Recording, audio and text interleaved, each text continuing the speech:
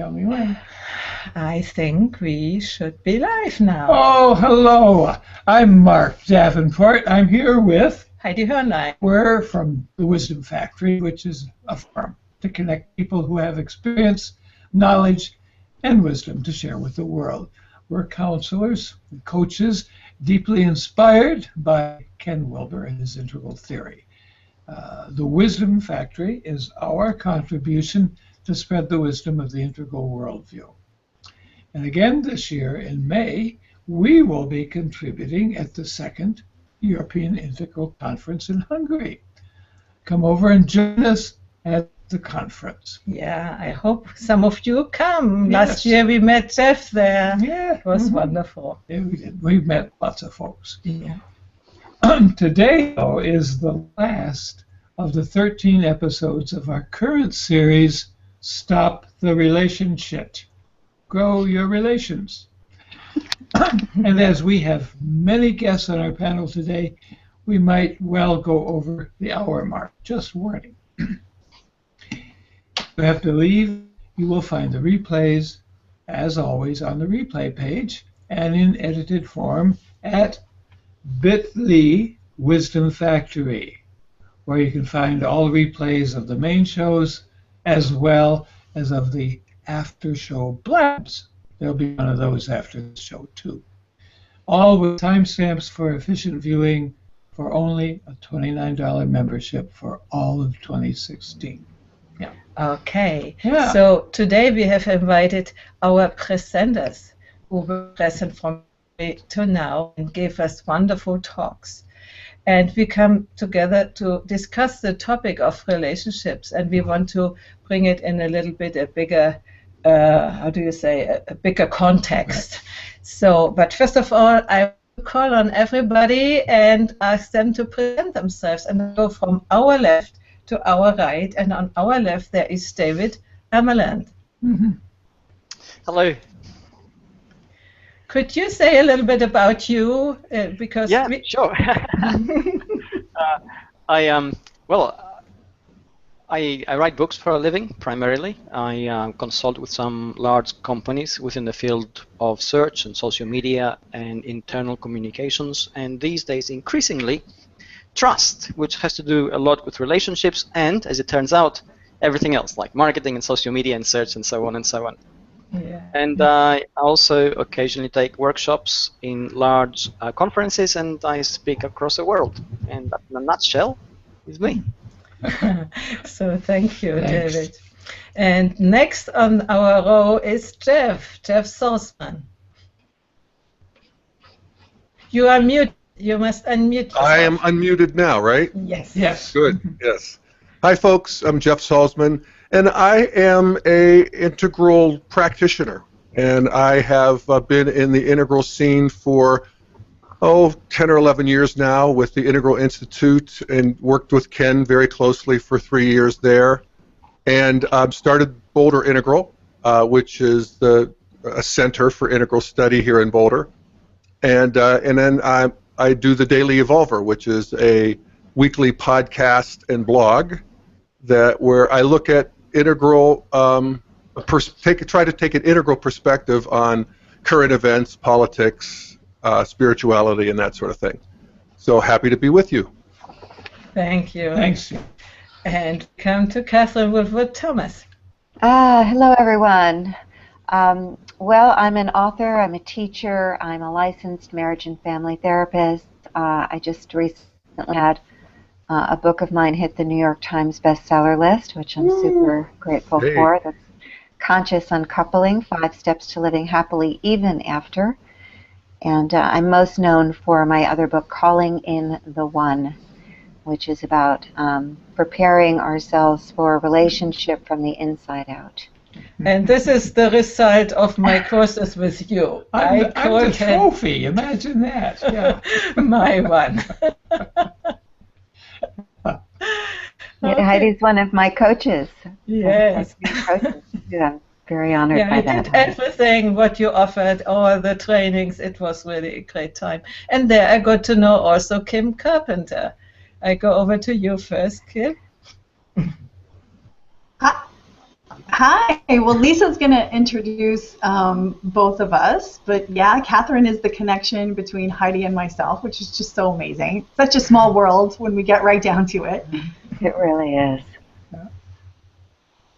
Do you want me to? Yeah. Okay. So, and I'm Lisa Ingalls. So Kim and I are partners, business partners, and our business is called Wake Up and Change the World, and it's an online marketing consultancy that provides purpose-driven strategy, really, and training and courses that accelerate business growth and community engagement and social impact. And our business is really informed by integral theory, and I'm a part of the Center for Integral Wisdom think tank as well, which Ken is a part of. The Center for Integral Wisdom is highly informed what's going on there as well. So I think integral definitely is a connector here for us as well. And right now we're in our Oakland, California headquarters, which is just my apartment.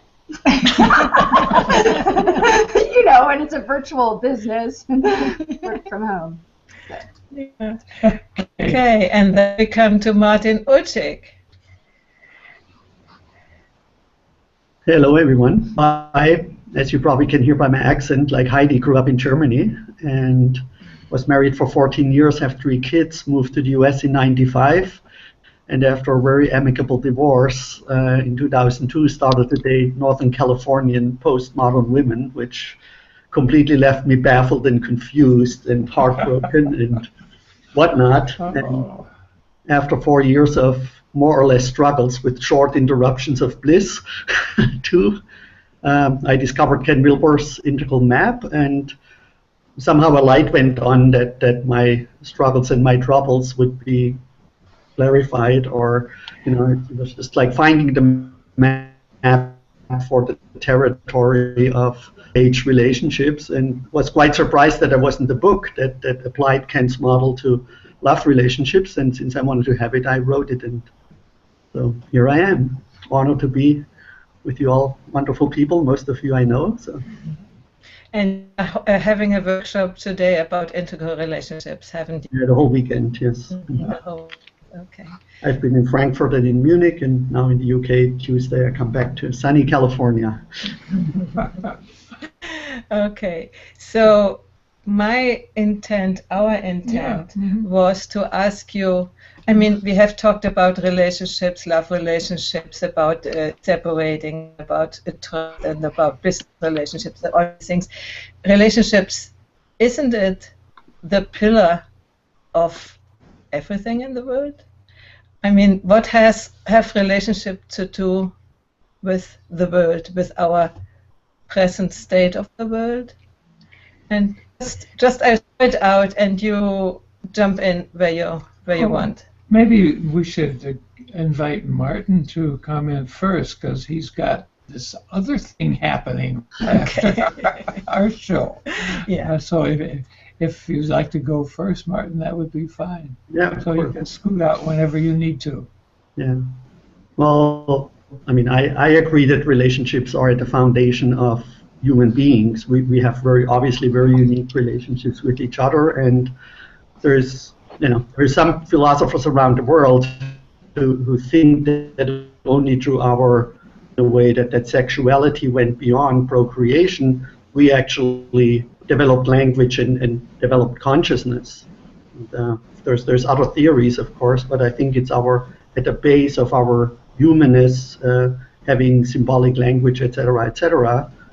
And love relationships, in my opinion, are unique in a way that, if you're familiar with the chakras, they really include all the 7 chakras, including sexuality, and in a committed relationship, sharing money, and things that are unique, that are not shared in other relationships.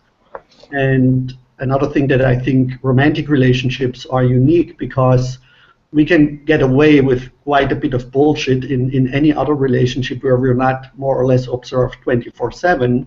So we often have a certain self-image that can be negative or positive, and a romantic partner has a unique way of getting to know us and reflect back to us when our inner world is not aligned with our exterior behavior, and we discover obviously our shadows. The best and the worst usually comes out when we're in a romantic relationship, which makes it quite different from other relationships, which are of course equally valid and important.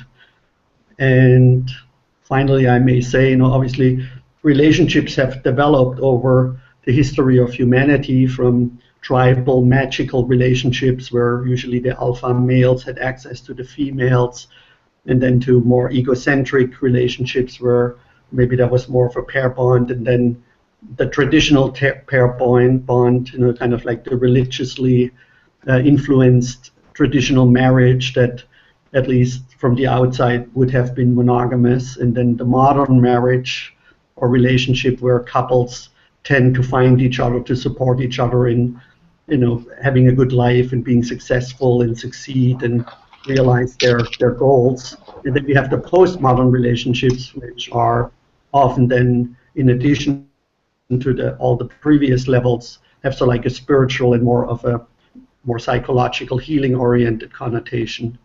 And then the integral relationship, which is the name of my book, kind of integrates all the healthy aspects of these other forms of relationships and tries to transcend the unhealthy aspects of, the levels of the previous relationships, or the aspects of the previous relationships. So that would be my little contribution. Thank you. Okay, but need to ask you one question before you scoot out or whatever, and that is, wow, as you went up the spiral there, those relationships got a lot more complicated and a lot more demanding. Ooh, used to be pretty simple. But when I was a kid, they were really simple. But yeah. So, yeah, okay. 2 weeks ago, somebody said, "I don't want to be at this integral level. This is way too complicated. Oh, I settle for some kind of Oh, yeah. So what I come to understand also with the relationship I have created with Mark, that personal relationships, intimate relationships, are a very good school for other relationships. So I want just to throw that in, because I personally believe when we are able to have good relationships with ourselves and with our intimate partners, all of us, then the world would look differently. And that's a little bit what inspired me to ask you, what have relationships to do with the present state of the world? I encourage you to take the word, whoever wants. It's not that we are here to say now you and now you and now you. Come on, go. I'll speak next. I'm actually moved by the question, and I don't always get to talk about the larger context as you're presenting it. And I think that's probably true for all of us. We're involved in the relationships that people have hired us to help them with, or, what people are a particular aspect. But I think what you're speaking to is kind of the underlying impulse towards making relationship our area of contribution. I know for me on a personal level that sometimes walking through this world is very painful because of the lack of relatedness. I think it's particularly acute in America, and I think it's particularly acute actually in Los Angeles, where I make my home now, which is, I think, the downside of diversity in a way, because in a city that's as diverse as LA, and LA is probably the most diverse city in the world, people are not together in anything. So I'm a New Yorker too, so when I go to New York, we're at least in the experience together of being New Yorkers. There's a New Yorker identity. And so that creates a field of relatedness. But very often in our world, we walk around kind of, isolated, disconnected. And I think those of us who are here to support the evolution of the awakening of relatedness, the awakening of the field between us, are feeling the absence of that very often pretty acutely. So I would imagine that so for the listeners who are here and joining us in our conversation. And the way that I've come to see it is that it's life's way of beginning the creative process of that which is emergent, which is really the awakening of consciousness of we are together. We are, it's the lived field of oneness. And I think all of us have also been in environments where somehow the facilitators of that environment create enough containment and enough context for that to wake up. And it truly is heaven on earth, because there's abundance everywhere. Everywhere we go, our needs are met, and there's no scarcity. And also relationship, it seems to be the currency of magic.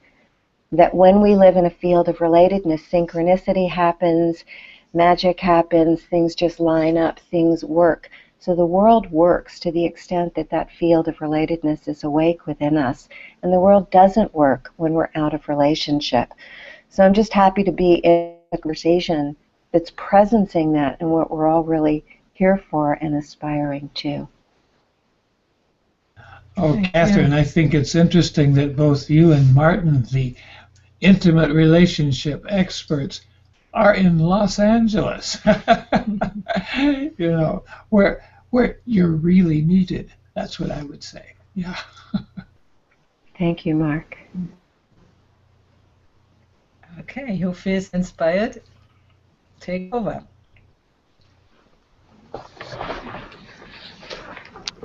Well, let me add a few things to this. I think both Katherine and Martin made some incredible, drew some incredible insights on this.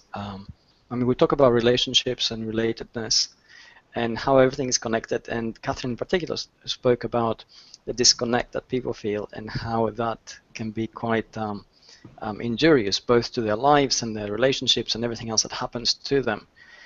And it's very, very true. And essentially, as the world has evolved throughout the 20th century, the scaling of everything which we did contributed to that remote aspect of the individual and is being disconnected from what we would call his community or the tribe.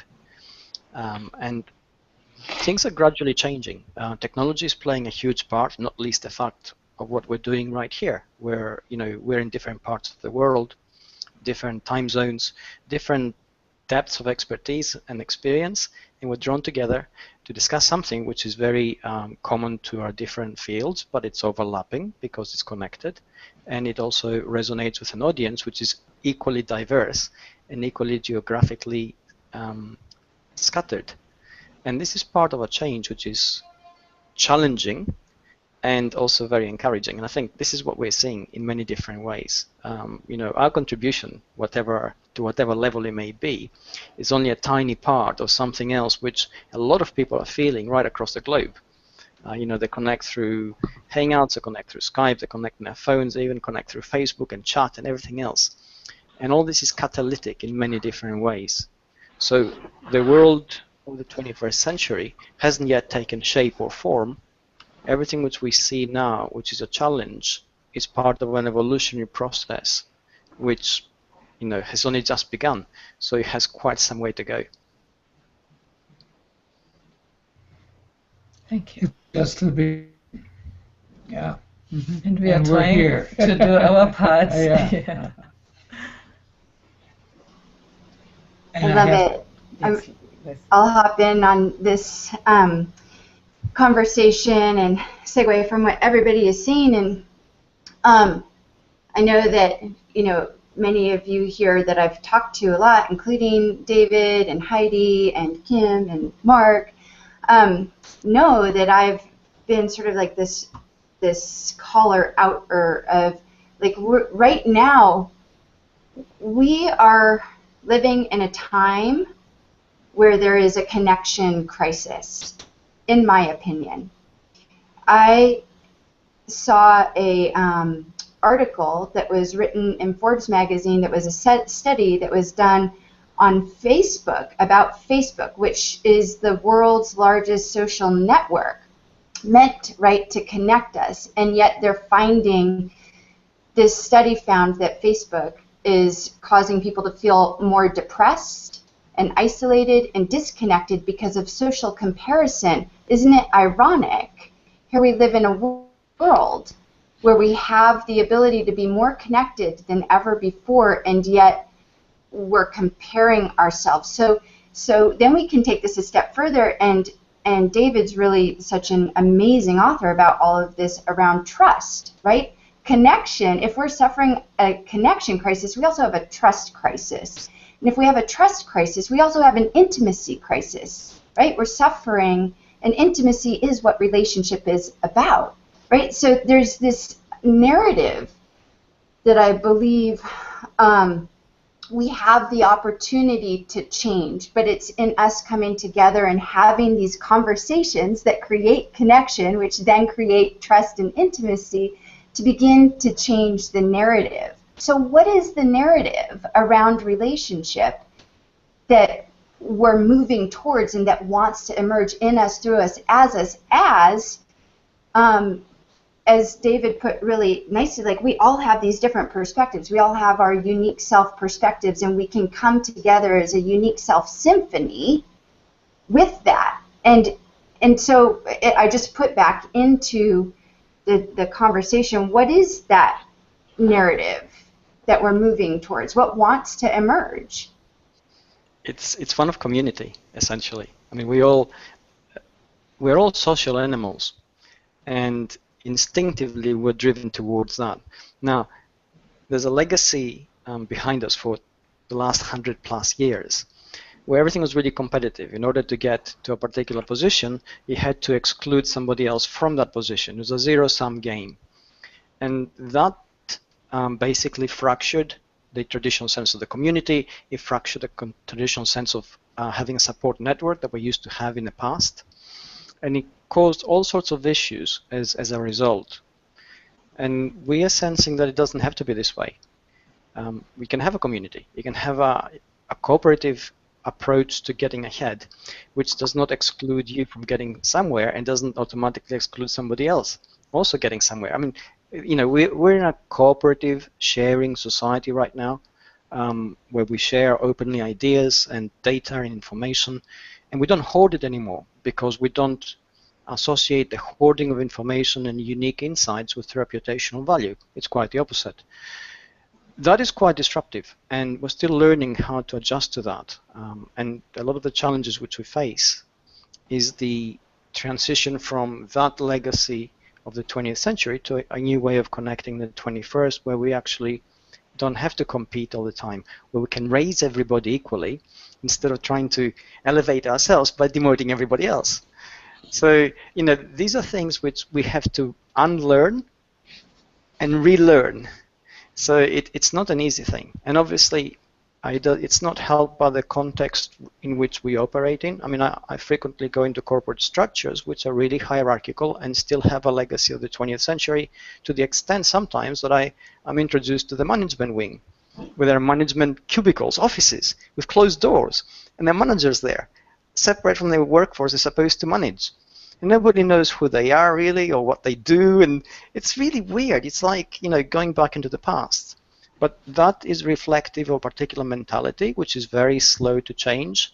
And what we see across the world in businesses and corporations and brands is reflected in society, in communities, in social structures.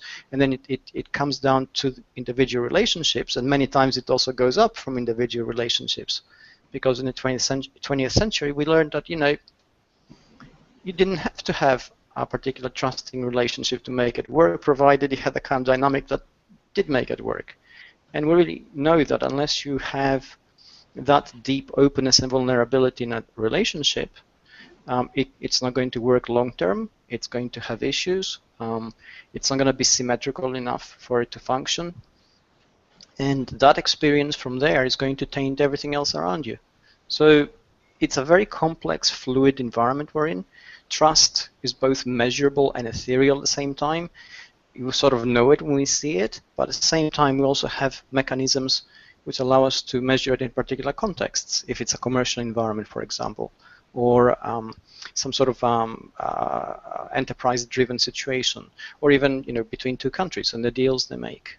So how we sort of reconcile the knowledge which we have now and make it apply equally at everything is a huge challenge, because, you know, we're learning all the time, and situations change, and the environment is still not quite uniform in terms of how it operates.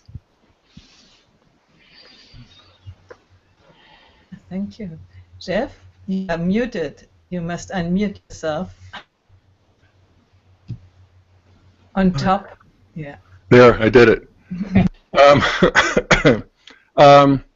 Yeah, I'll actually address a little bit of what you asked in the beginning, Heidi, about the state of the world and how that's being reflected here. I think one of the emergent things that's happening on the planet is that we have the global brain, where, of course, with communications and social networks and so forth, people can find each other all over the planet, like we are right now. I mean, even 10 years ago, this would not have been possible to find, what do we have, 1, 2, 3, 4, 5, 6, 7, 8 needles in the haystack who have got together because we all care about this and all think and, you know, have some shared worldview, and we can actually move the ball. And what Ken says about that is that thoughts are things. Actually, thoughts, even though they're happening in the upper left quadrant, they are material, actually. They're just ethereal material. And so thoughts and conversations actually create grooves in the cosmos. And so that's what we're doing now, and this is happening all over the world in a million different ways right now, in ways that have never happened before.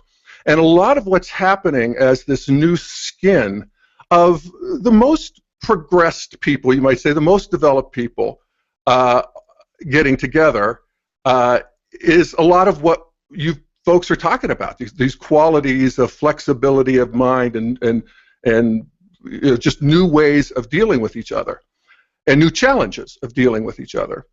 And then also we have this other thing that's going on, is that there are people at every stage of development that are, and some of them are being left behind.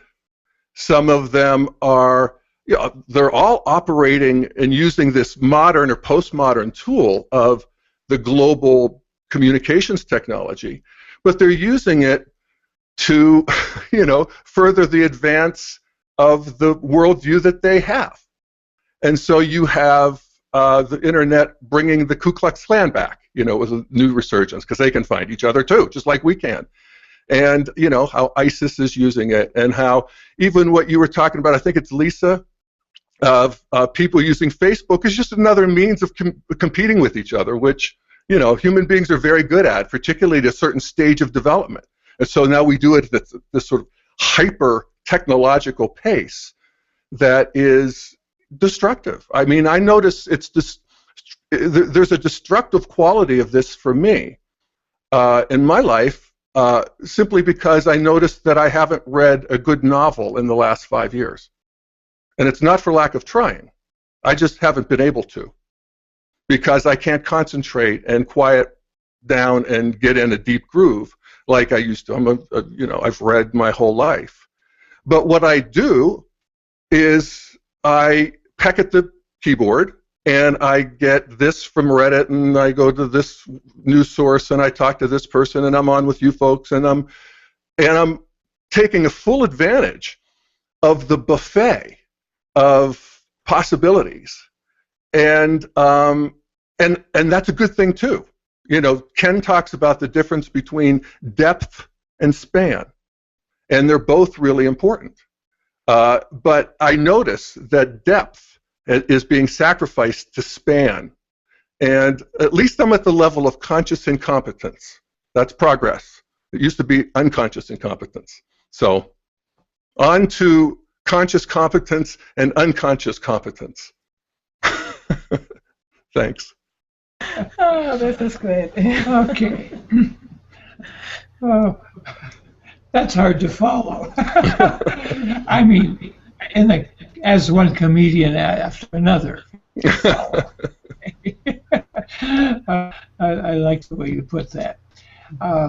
We're giving thought as Jeff has, you know, the depth and span, and and in my sort of like world of couples and dating and relating, there is also this, as many probably of you know, that the more choices people have, the harder it becomes for them to choose. And then when they chose, they're more unhappy with what they chose than people who had fewer choices.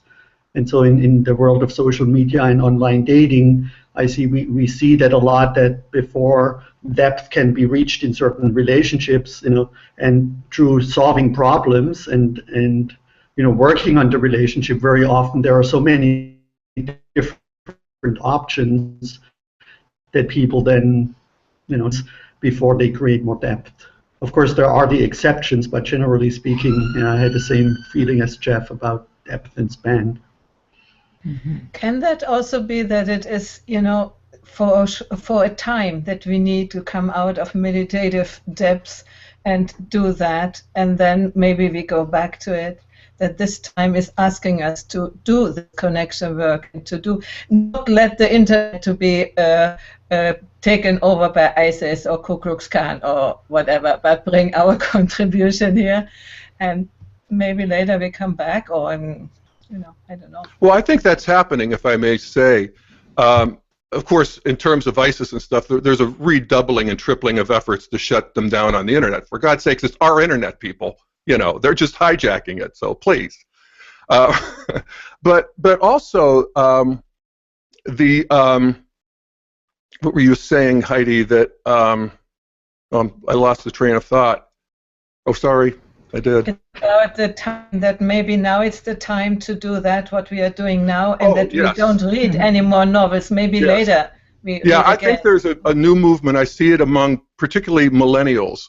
There's a wonderful scene in a movie with Ben Stiller where he's a 40-something and he's trying to befriend these young 20s. And they're in a cafe and they are having a conversation. There's some need for a piece of information. And he picks up his phone to find out what, the fact they need to know is. And she puts her hand on his and says, "Let's just not know."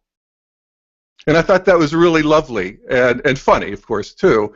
And there seems to be, I saw that there's a movement in New York among millennials to have these confabs where everybody comes in, puts their phone face down on the table, and then they have a dinner so that there's no interruptions. And people are getting hip. The cover of Time magazine, the amazing epidemic of erectile dysfunction among men under the age of 27 because their brains are saturated in porn. And how that is a serious thing, and how men are getting hip to that and turning it off. So I think there's a turn it off movement that what we'll do is, like human beings, we always sort of overshoot the mark and we get all excited about what's new, and then we figure out the downside and we sort of integrate a new synthesis, which will continually keep bringing forth the best of both. So the pole is, depth versus span. And we just continually work that. Probably hunter-gatherers probably worked that polarity. But we're working it in our own way at this time. And David, I'm seeing you in a small picture, but I think you've been smiling and even laughing. Yeah, I pretty much agree with what Jeff said in terms of the way our brains work, and they have worked like that for a long, long time. And the fragmentation of attention which we experience today, which some say, well, it's a challenge, right? Because you're being pulled in all directions at once. Well, it's always been that way. It's the way that our brains evolved to actually function. And it's just a way of what we need to do is to find a way to make it work when suddenly it has been exponentially augmented in terms of the information flow and what we're exposed to and what we can do. I mean, Jeff gave the example of porn consumption, which is a real problem amongst a section of the population, but that's just growing up, and growing up in the sort of more sort of figurative sense of the word, and learning to create the coping mechanisms that will allow you to become a person of your time. And I think that's the maturation process that we all struggle with, irrespective of age and irrespective of background. It is something, it's all the things which we juggle and which then become part of our constructed identity, which allows us to move forward. And that's the narrative of us, which makes us people of our time. It makes us a thread of a wider narrative. What is interesting is it can't really happen or have any kind of effect if there's no real community feeling, if there's no group to which you think you belong to, you feel you're part of. And whether that is a local group or a digital group, which is geographically diverse and dispersed, is immaterial as long as it is there. And I think this is the importance of the comment that Lisa made earlier about Facebook, which is a social network. Essentially, it's not. It's a technical psychosocial construct. It groups people together. Unless the conditions are there for community creation, what do we get? We get a bunch of individuals who live in their little boxes and compare each other to see who's going to rise to the top on any particular day. Essentially self-destructive. Change the conditions, change the way this operates, and suddenly that kind of comparison, the kind of negativity and self-destructiveness tends to go away. It doesn't always happen in every social network. Within Google+, for instance, where again, it's another psychosocial construct, but the conditions which exist for connections there are entirely different. And the overall trend which we see in that social network is that people try to group with other people whom they have never met before, and they try to find out how they can help each other, because that's where you get a sense of gain in terms of information and access and broadening of horizons, which then lead to relationships, which then lead to sort of benefits and trust and wider networks being formed. It is incredibly empowering. It is absolutely challenging because it's challenging at a personal level. The instance, Jeff mentioned Ku Klux Klan and the internet. It is a natural tendency to group with people who are like us. So if you happen to be a member of Ku Klux Klan, you're going to look for other Ku Klux Klan members. Why? Because you know what they're like, so therefore you have a sense of trust in their outview and how they're going to react and so on, which allows you to build a relationship with them. What does that mean for relationships across a digital divide? Is that basically you need to challenge yourself. We need to challenge ourselves in keeping an open mind, in being hypercritical of our own points of view, being aware of our own biases, and being able at times to simply change your opinion and change your mind, which is not an easy thing to do. And I think if we manage to do these things, there's a constant evolution which will take place, and it is taking place, which will lead us to something amazing. It will lead us essentially to one world, because, again, Jeff made a very good point. Every thought you have, which is immaterial and you can't see, actually has a psychological stroke physical basis, which starts in your head, which starts from input, which is there, which starts from sensory perception, which starts from mental constructs coming from that perception. So as those things change, our thoughts change. As our thoughts change, our actions change. It leads to a chain of events which eventually does actually change the world from these little connections. It's a slow process, but taken collectively, it becomes a massive thing. So, it's a good beginning. We just need to wait to see where it's going to lead us. This is great, what you're saying, and I want to come back to Katherine, because she is one of the teachers who teach you that, which thoughts are, let's say, real thoughts, and which are what we call the false beliefs. Would you like to talk a little bit about the reality, what thoughts bring into relationship life?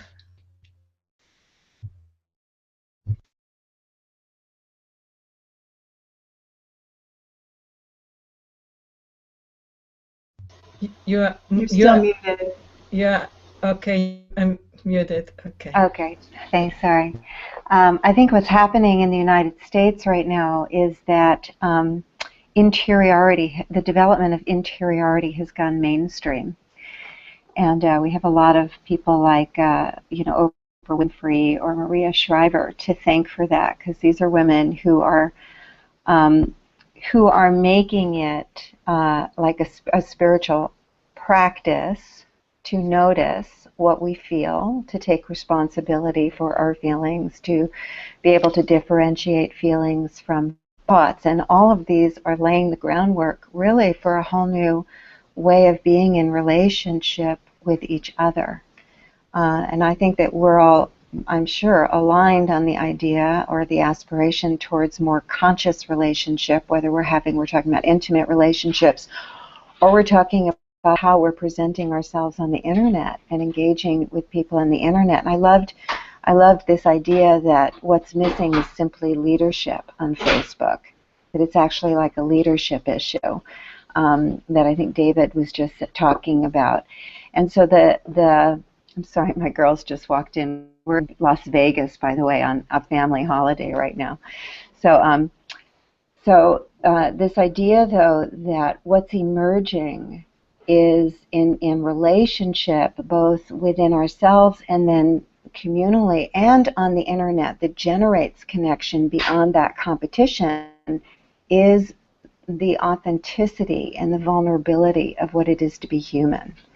And so even experts are now kind of discovering a human voice and expertise. I think Brene Brown has really had a huge impact in America, and I would imagine throughout Europe as well, with her voice, which is so transparent, and she's kind of leading this whole movement. But you see, this is creating, this is, in the online learning communities that I've been leading for the last 7 years, one of the wonderful things about them is that people do feel safe to be authentic and vulnerable, and it does generate a deep sense of tribe that's global and international. It's quite wonderful across boundaries and borders and nationalities and income levels. It dissipates hierarchy and creates, truthfully, there's a lot of love that can emerge in a virtual community. So maybe it's, up on Facebook, if that became the real thing, like if it became a dialogue about what I'm struggling with and how I'm finding my courage today and where I'm stretching and growing. I've kind of been playing a lot with this word, lovolutionary. That we're really here to evolve our collective capacity to love and be loved, and many of us feel this way. And so how we are in every interaction is one expression of that. How we are on Facebook is another expression of that. So I'm kind of, toying with that today. I appreciate the conversations because it's getting me interested in how we might actually generate a new culture on Facebook. In all the social media, and connect in this way more often and bring this energy together out into the universe. I'm wondering, Martin, you probably are on tiptoes. I would like to give you some space to. And for instance, can I just interrupt for 1 second? Okay. It's missing for me that Kim hasn't spoken, and I know that when working with women for so long, it's very easy for the women to step back and let the men speak. So I really appreciate that you invited me to speak, because it's my tendency to push back and listen to the men. So I just want a presence that Kim hasn't spoken yet.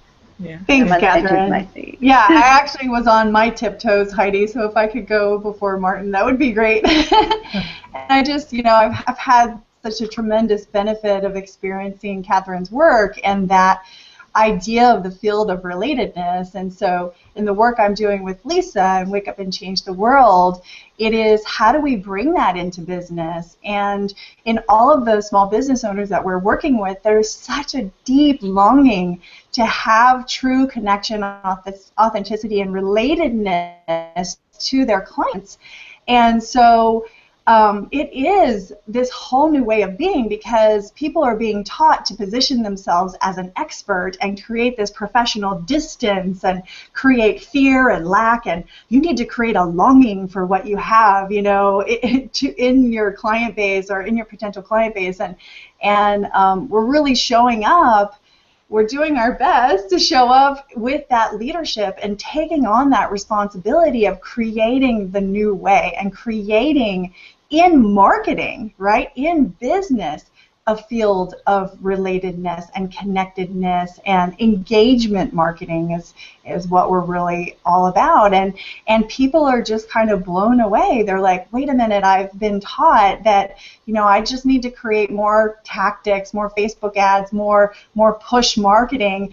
And we're saying, hey, let's have conversations with people, and let's have conversations without an agenda of selling. Because I see that happening so much as well. Immediately, it's like, you have these networks of other small business owners, and they're positioned as a mastermind. We're coming together to do that collaboration and co-creation that you were talking about, David, and it's not ending up bad. It's ending up like, hi, let's have a phone conversation, and I'm going to sell you my thing. And so I agree, we need to be the ones to change this narrative. We need to be the ones to always be looking at ourselves. How are we positioning ourselves in business? And I love Brene Brown as an example. I think that's a great example. And I'm really encouraged by what I'm seeing. I'm encouraged by people showing up and saying, the system is broken. Like, this is broken. I feel yucky about my marketing and how I'm doing business. People are not attracting people to me. What is this new way? And it really is going back to old school. We're like, pick up the phone and call that person. Send a person, handwrite a letter. Oh my gosh, what a concept. Do something disruptive and different to show up and connect.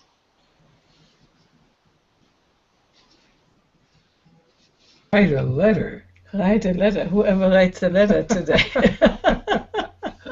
I remember that. My mother used to do those. Yeah. Yeah. We are learning in old age. And I have to agree with Kim. The courage to be here, for instance, let me see with my, wrinkles getting older. And so I got it by doing your courses, Katherine. It was life transforming. And I really, I feel that's now the time. How long I wait? I'm over 60 now to have to go, and so I do. And I don't feel really, entitled to much, but I just do it and learning by doing. So. Well, and look at the value of relationship, because look at what you've created with Mark. Mm-hmm. I've known you for years. You're coming into your own in relationship with Mark. Yes. And I think that what's emerging is we're moving out of that time where we had to go off, to the mountaintop to meditate in isolation to come into the fullness of who we are. And we are coming to the place where we recognize that we actually need each other to come into the fullness of who we are. And so we are fast growing our relationship skills to be able to move us beyond competition and into cooperation. And that does require a lot of self-awareness, a lot of interiority, self-responsibility, the practice of being able to see yourself as source. So that's where, we're moving our consciousness forward in service really to this larger emergence of coming into the fullness of our capacity for creative contribution, which is dependent upon our connections with each other. Great, thank you. That was really well said. I'm tempted to butt in one little thing here, because Heidi and I are obviously in the second half of life, and we are extending relationship to older people. We're getting interested in this now. We've gone through racism, we've gone through sexism, we've gone through sexual orientation, and now the last legally okay thing to do is to criticize old people. Well, we really want to put an end to that, and that is what we'll be talking about in Hungary at the International European Conference. Wonderful. Ageism. Ageism. We're not history. We have, I'm sorry, just 1 second. Beginning from 60 to our expected lifespan, which for many of us will be into the 90s and even perhaps 100 or more, that's just as long as our career life, just as long as that family life, and all the stress and difficulties of that period.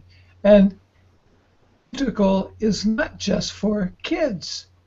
It's our future too, and we need to grab that and shape that second half of life according to what we understand it can be, and not what somebody else designs for us and puts us in a box.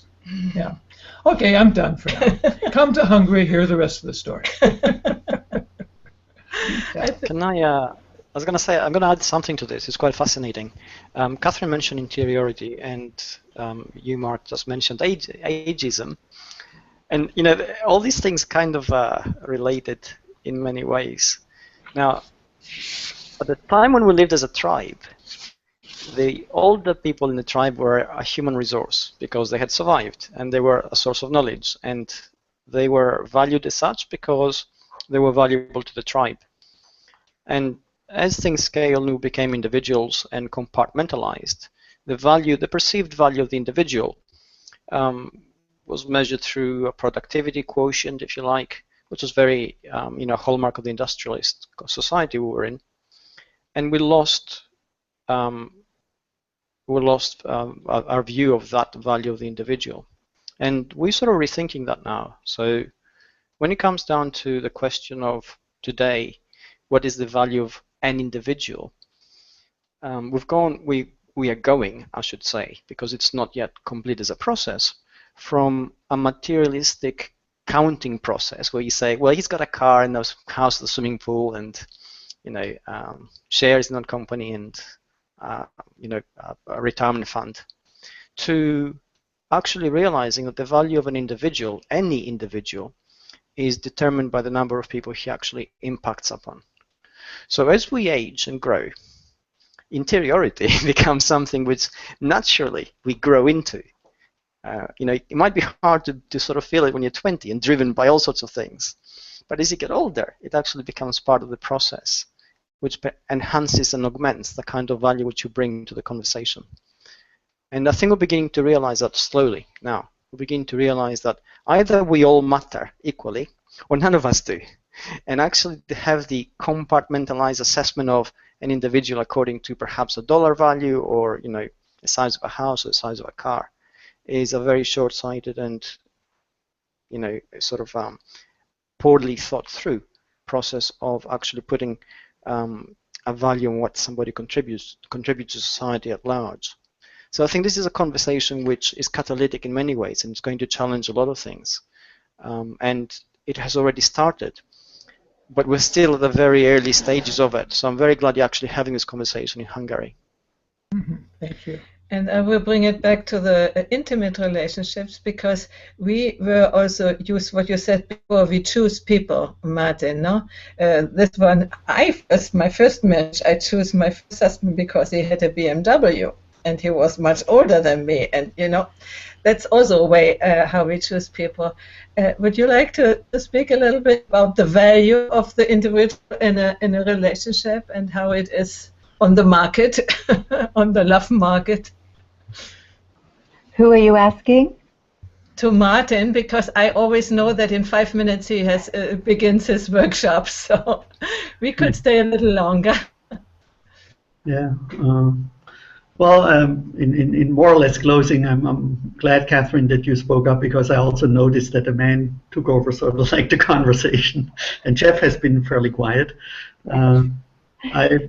Two things that I'm particularly interested in working on, so like a new book, and create a dialectic between males and females, because I think I'm not really a social media expert, but I think it can also separate people into certain groups, certainly stratified along consciousness or social status lines, and we're, if we remove ourselves from the street, so to speak, where we would meet people of different worldviews, etc., we can easily find sort of like our little bubble, resonate with, and then just exclude everybody else who doesn't share our worldview. And secondly, I'm also increasingly interested how males and females can be in a different dialectic co-creative process, and very often I see that from my perspective drifting apart a little bit. And my final comment may be that I'm looking at this idea that the next higher level of consciousness always solved the problems of the previous levels, and which the new solutions increase then in complexity. And if we look at birth rates, then we see increasingly that people who are at higher levels of consciousness procreate much less than people who are at lower levels.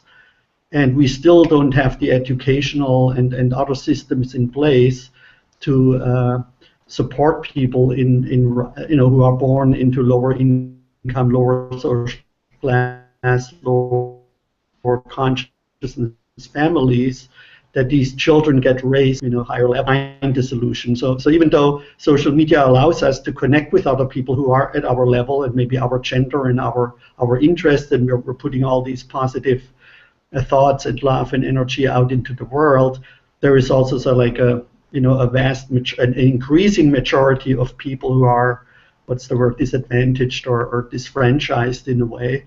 And I think sometimes we need to be careful not to live somewhat in our own integral or postmodern bubble, and forget about all the people that are not in our realm. That would be my closing words.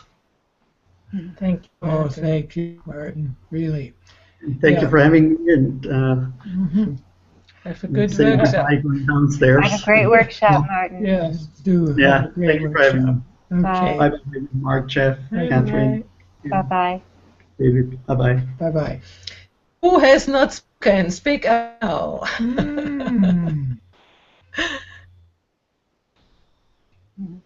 Have you spoken? I speak all the time. Oh, that's right, she does, yeah. Go ahead. All right. What? Women, men, who just... We are more. Now we are 4 women and 3 men, so we should take this advantage. Well, I'll say something. Okay, if I may. good. All right. It's just a little bit of a sidebar to this conversation, but it fits, and that is in terms of social media.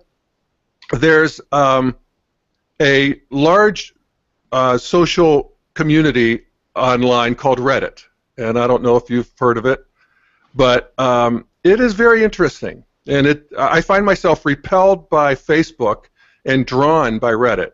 And here's some of the reason why. At Reddit, there are these literally thousands of silos, these communities called subreddits, where people talk about relationships, or they talk about politics, or they talk about refixing cars or dog training, or just anything you can imagine. And people post things, and they might post a question or something, and then people comment on it. And so this Reddit is basically consists of a huge comment section that can go on for 80 feet. I mean, they're just endless. There's thousands of comments. And what's interesting about it is that each comment is available to be upvoted or downvoted by anybody who's reading. And so there's a natural, amazing wisdom of crowd effect that keeps frothing these wise or good or appropriate or funny, whatever they're looking for, or sexy. There's some sexy sites there too.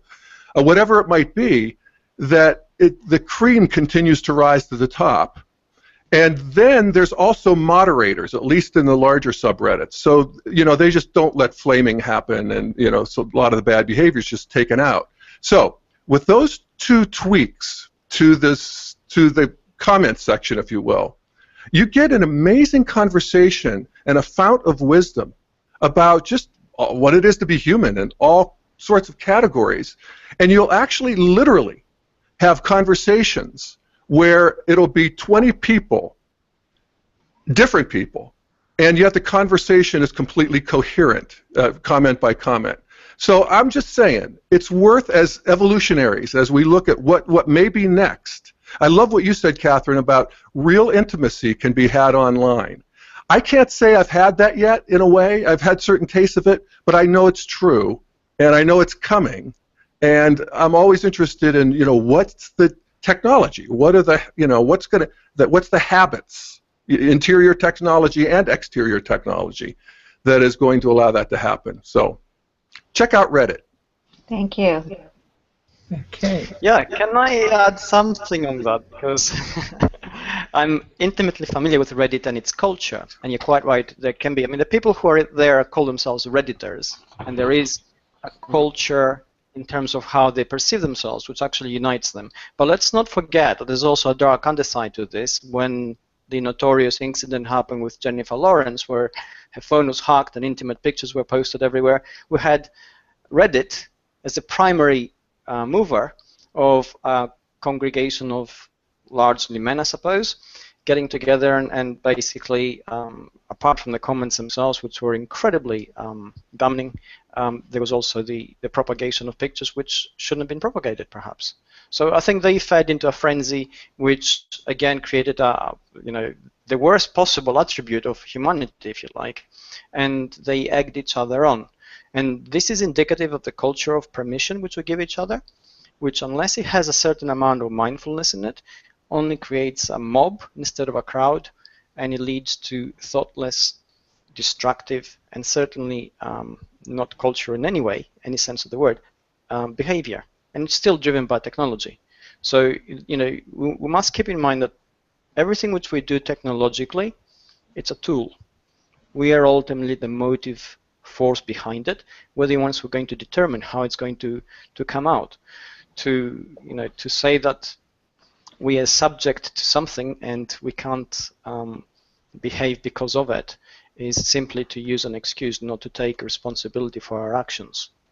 And as it happens, I'm a moderator in a number of communities which are fitness related, where anonymity is guaranteed. And usually, if you get into that, usually what happens is you get, everybody sort of picking on everybody else, because fitness is one of those areas where everybody's opinion is the one true opinion, and everybody else doesn't count. And yet, because of the way we have structured those communities, because of the air of non-judgment and vulnerability and openness which we have, despite the fact that anonymity is guaranteed, everybody tries to raise everybody up. They keep an open mind. They look at theories. The point is that how we create things is integral to how they end up. The initial conditions are really important.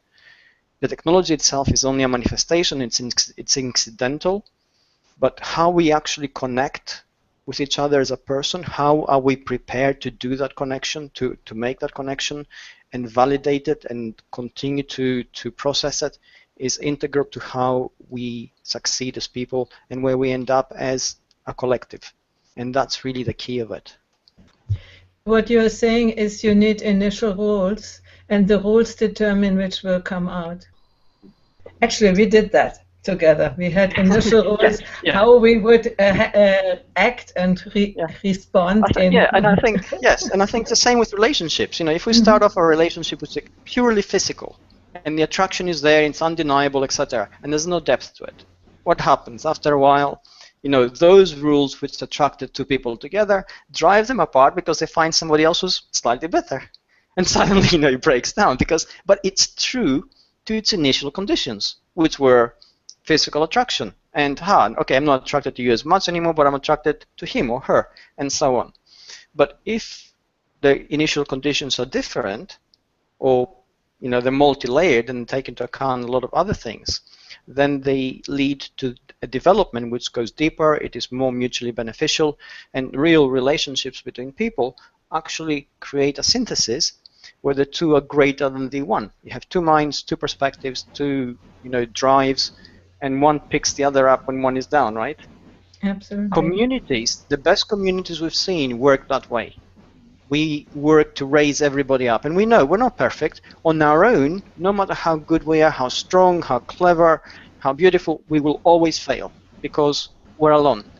So if we don't have that sense of belonging, that sense of safety, that hey, when I fall, it's not going to be an endless fall and somebody will help me up.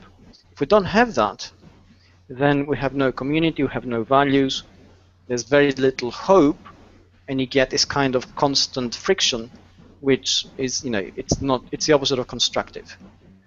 Mm-hmm. Yeah. We have had a show about the lower left speaking in Wilburys, the we space, indeed.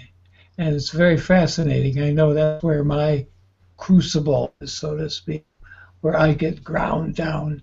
Not ground down, ground up, Okay, it works that way too. And I would like to ask Lisa, and Kim about your experience with community. You are community building too for a while, so how is that? Mm-hmm. Yeah, thanks, Heidi. Well, first of all, to tag on to this discussion here of the whole internet thing, I think, you know, the internet is, and it, you know, it's really just, I feel like it's the real world on steroids. It amplifies the effect of everything that we're talking about. Connections, they're made faster, but also you have the dark side. You have the dark side in the real world too. I mean, we've had it forever, but now, like, it only takes 1 second for something to get from California, where I am right now, to Italy, where you are right now, to spread a lie. You know, do something horrible like David was talking about. So now what we're working with is this thing of having to manage, as David was saying, a technology in our infancy of understanding and relating in it, with it, to it. So there's this piece of how, to me, it's like these two things that are so important, is creating digital intimacy, which we can do in community, and I'll get to that, and I'll let Kim pop in on this idea of creating that bond in community. So there's this digital intimacy thing, but I also think there's this other thing that we have to look at, which is digital integrity. In the same way that in certain ways of acting, it's like, well, there needs to be some digital integrity as well. So how do we define digital integrity? How do we monitor that? Well, yeah, if you have a moderator of a group, they can sort of be there to make sure that the people of the group are being really in integrity and holding to certain agreed rules of communicating and connecting that are held at a certain level of consciousness or communication. And really, our belief is that in this world of online intimacy and digital intimacy, it's sort of like, this is how I think of it, is it's so much easier to start small when you're developing a group and starting to build a community, because trying to just get yourself out there and be out with the masses, it's a hard thing to manage. It's a hard thing to manage if we're trying to do this, and yet we're in new territory. Like, how do we do this? So in my experience, it's been easier to develop these intimate connections at a small level, and then very soon there's that compound effect, that it's almost like an exponential effect, that I only have to have a few really good connections, and then it's the whole thing, like, okay, well, then people are going to tell their friends, and they're going to come, and you start to build in that way. So it's a natural way that it happens offline.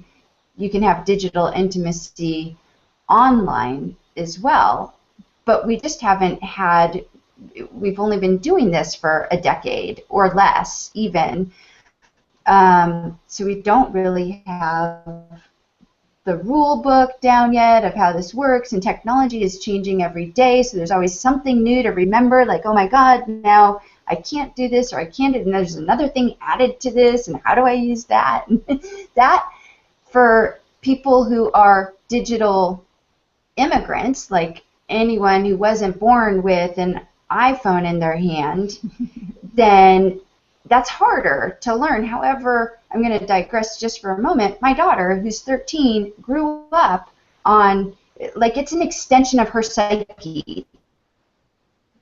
That phone is an extension of her psyche through social media like Snapchat, and I'm trying to figure it out. And she's like, rolls her eyes, Mom, oh my God, did you really just ask me that question? Like, I'm trying to understand how you're connecting with your community here. They have, I don't know what's going to happen. We talked in this discussion about, you know, our age group and millennials, but millennials didn't even grow up with iPads and iPhones. So what about, like, the generations, you know, Yeah, the who are next born with it. Who are born with it. It's going to be very interesting. But anyways, I sort of over. So you hop in and say what your two pieces are about. I didn't really answer the question. Just had some thoughts there. I can't remember what the question was. It was how do we build community online? Right, right. And I think that piece that you brought in about digital integrity is really important. We were just talking about this yesterday about how people will do stuff online that they would never do face to face with another person. They say things, and there's this, slanderous behavior that's happening. It's so true. And so how do we really, I think one is to have those shared agreements that you all were talking about, rules or whatever we want to call them. I think that's really important. But I think even more important is for us to model that, and to have shared agreements with ourselves. Like, how am I really going to show up? How am I going to be in this virtual space? Myself, how am I going to be with my team, if it's a company or an organization that you have, what are those shared agreements? And it really is just coming back to from kindergarten.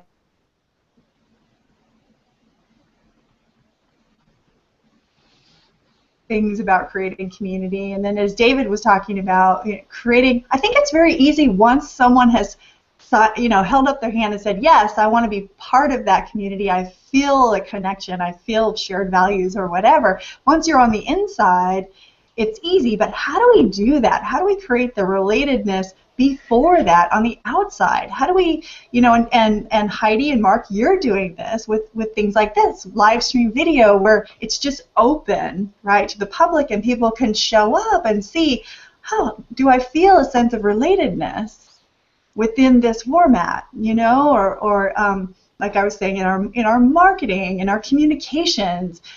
So I think that also, to the wider global community is important to have those shared values with yourself and those principles and guidelines, and then also once people get inside of your community, to have that perpetuated as well. Yeah, and I would like to add, you say that people say on the internet things they would never say live, but the thing is, it might be a boomerang, because now it's everything recorded, everything is out, and maybe in 20 years you would regret. While in real life, in 20 years, nobody remembers what you said and what you did. While internet serves everything, so this is a little bit tricky. And I think for young people, they should know that well, because there is Melanie Hall in the Google Plus community. She's very much interested in that of preserving the. How do you say the privacy? I explain it. She had a nephew, and he once, when he was 13 or something, he has killed an animal, and this was taken and filmed and in Facebook. And now, when he was marrying with 26, he said, "Oh, that was the one who has killed this animal," So it's hanging on for a long, long time. What children do, I mean, they do stuff, So. Yeah. Anyway, we are right far over the hour. I would like to wrap up a little bit and give you the opportunity to give a final word, condensation of your contribution on your ideas, your objections for the future. Yep. And if you're not speaking, do it yourself.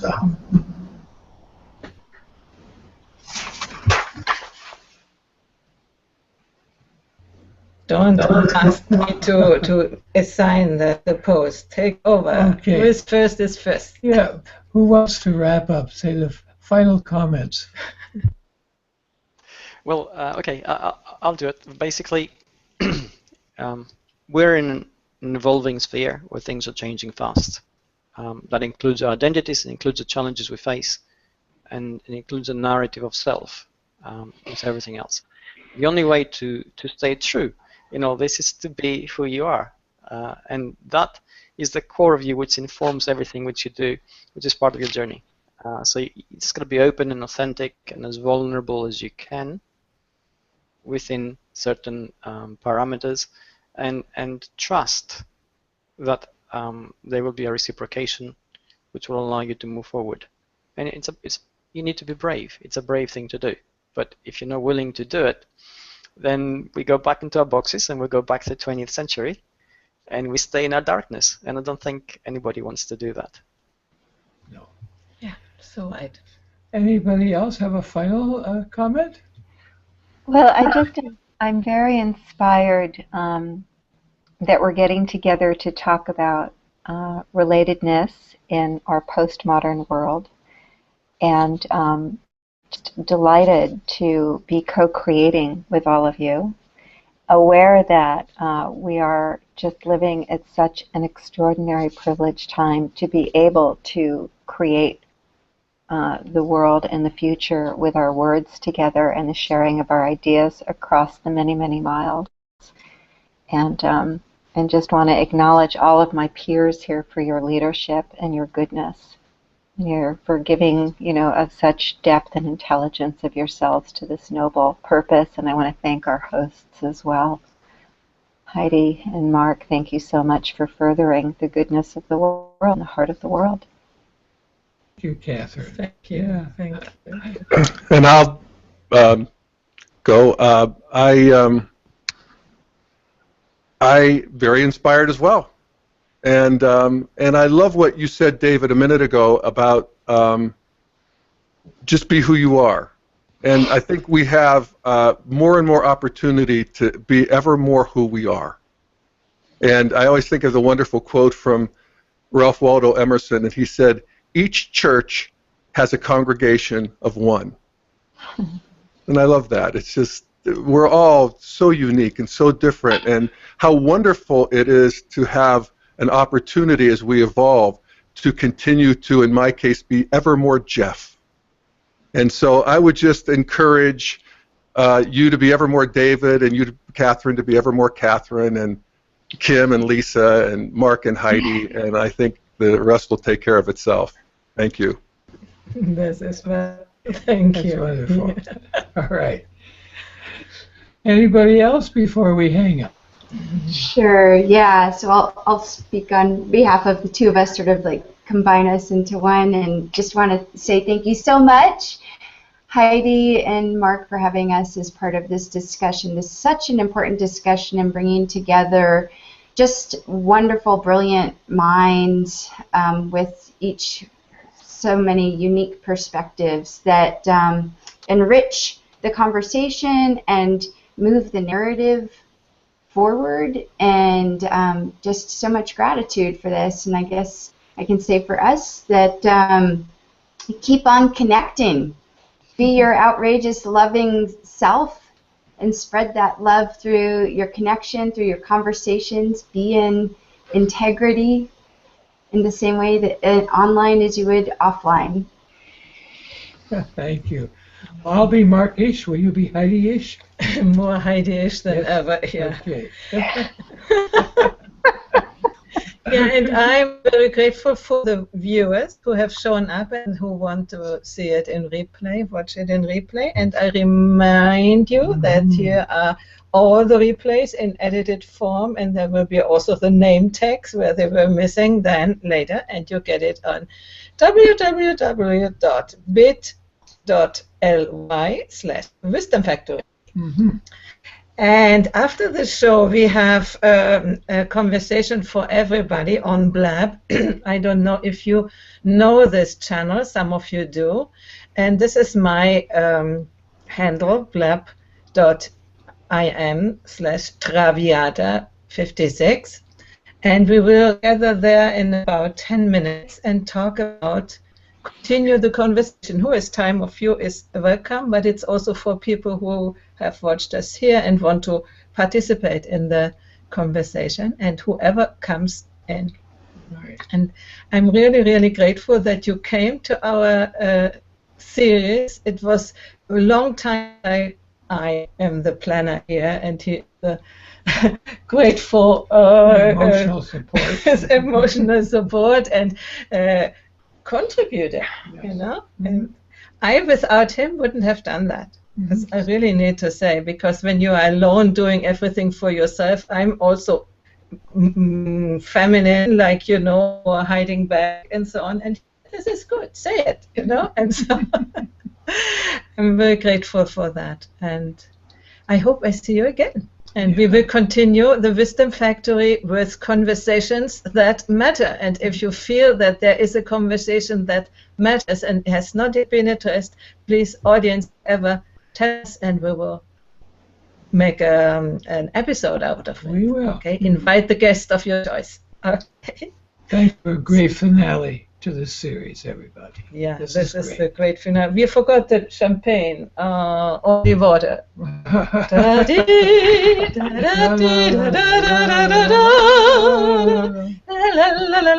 This is the Traviata. Hey, that's my water. Oh, it's your water. Hey, okay.